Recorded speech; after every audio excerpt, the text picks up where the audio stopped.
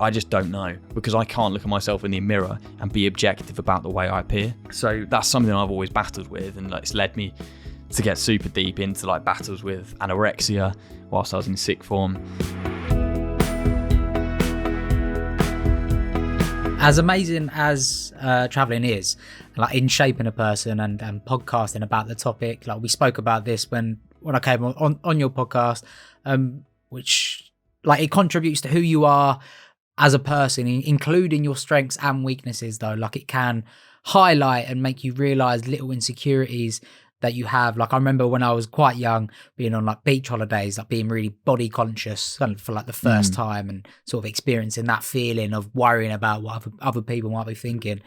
Has travel ever highlighted things that you might need to work on mentally? Yeah, first of all, I can definitely relate with body conscious issues whilst abroad. I've battled with body image issues my whole life, really, so I can completely relate to you there. I've always been skinny. It's just the way I am. It's the way my body is built, and my metabolism is a joke. And basically, I can't put on weight. It's just something I've had to come to accept throughout my life. And people are very conscious not to highlight when someone is overweight, but you don't really seem to see the same courtesy given when someone is underweight. And that's something I've had to battle with, and it's definitely been highlighted by travel. Yeah, I suppose to go into that a bit deeper, like I said earlier, kind of understanding mental health a bit more. I researched what that could be, because the stigma around mental health and what you're trying to do and what everyone's trying to do to combat the stigma, especially in men, is to understand that, like physical health, you can have a cut on your knee and you'd put a plaster. You could have a small issue in your mind, and basically everyone battles mental health in one way. To outwardly come out and say you've got mental health issues, then suddenly people attack you and tar you with a certain brush. And I think what we need to do is have a regular conversation and highlight that everyday people, everyone in the entire world, battles mental health in some respect.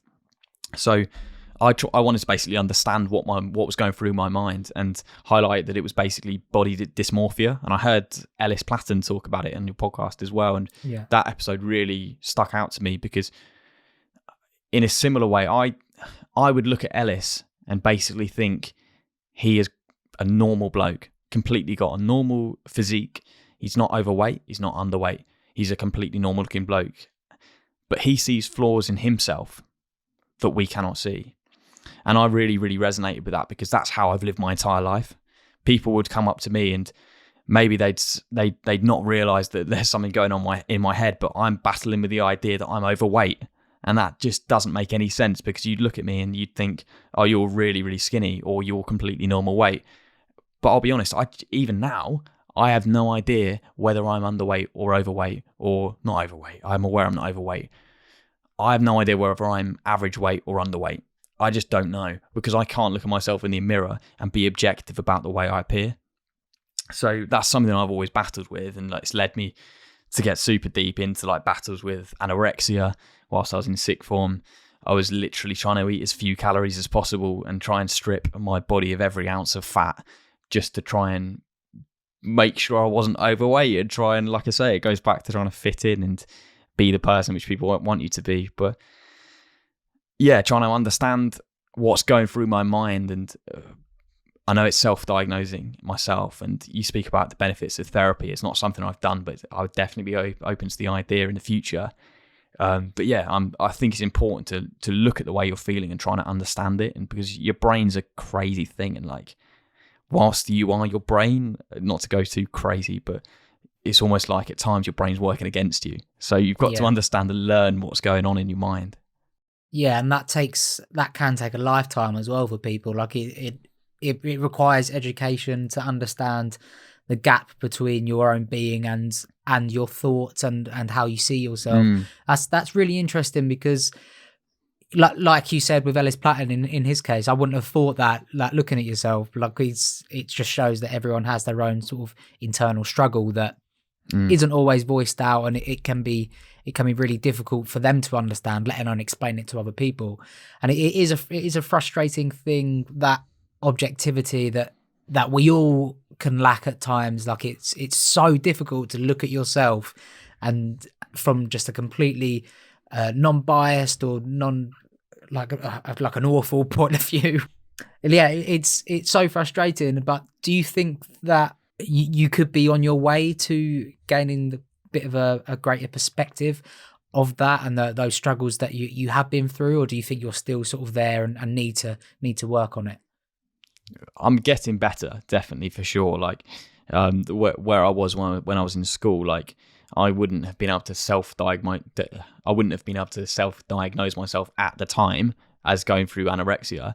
But it's only once you go 2 years, 3 years down the line, and you look back at yourself and you're thinking, I was literally eating like a small portion of rice and vegetables for lunch because I wanted to try and eat as little as possible. And I'd be on the feeling of being ridiculously hungry and thinking, oh, you know what, if I can battle through this, then I might lose a bit of weight, which is just mental to look at. So if I can look back on that now and be completely objective, then it shows that I'm making progress. And yeah, I the way I view myself and my body is getting better, and it's something which I'm improving on day to day. So hopefully, by that logic, and I think it comes from growing up as well. Like the person, like I said earlier, the person I was when I was 18 is a completely different person to who I am today now at 25. I think that ultimately comes with not really giving a shit about what people think of you. And the person I was when I was 17 in school, trying to fit in and please people and try and go on nights out and everything that comes with that, versus the person I am now in a happy relationship at 25 in a stable job. Like, I don't give a shit about people's opinions of me anywhere near as much as I did when I was 17. So I think it's essentially growing up and finding out who you are and being more comfortable with who you are as a person. Yeah. What about on the other side then of that coin? Like we spoke about travel, highlighting those things. Has travel ever helped you sort of overcome any fears or anxieties that you might have? Yeah, it has actually, to be honest, because I was thinking about this in advance and basically thought about the fact that I can't approach people when I need a photo taken of me in like a tourism hotspot. I cannot do it. Like, and people would look at me and think, like, especially if you put me in a room full of my mates, I'm like a really confident person. I'll always try and be cracking jokes and try and be funny. But if you put me in a room full of people I don't know, I immediately am a completely different person. And like I said earlier about my brain, like not understanding how it works, I cannot even begin to grasp how that works and how that can exist as a way of living. But that's just who I am. But in a traveling respect, yeah, it's something which I've always shied away from doing. And my girlfriend, who wouldn't mind me admitting that she's more shy than me, would be completely fine to go and approach someone and say, oh, would you mind taking a photo of us? So that is something which over the years I'm slowly getting better at. And I think, especially from doing the podcast and speaking to people, the one recurring theme that comes up is people. No matter where anyone is in the world, whilst it's nice to take in the hotspots and the tourism element and the culture of a place, the culture of a place is really highlighted by the people. And the people, and like your stories that you told, Liam, it basically makes me go, you know what, why am I not chucking myself in the deep end and putting myself in uncomfortable situations so that I can meet interesting people? Because yeah, that's where the stories come from.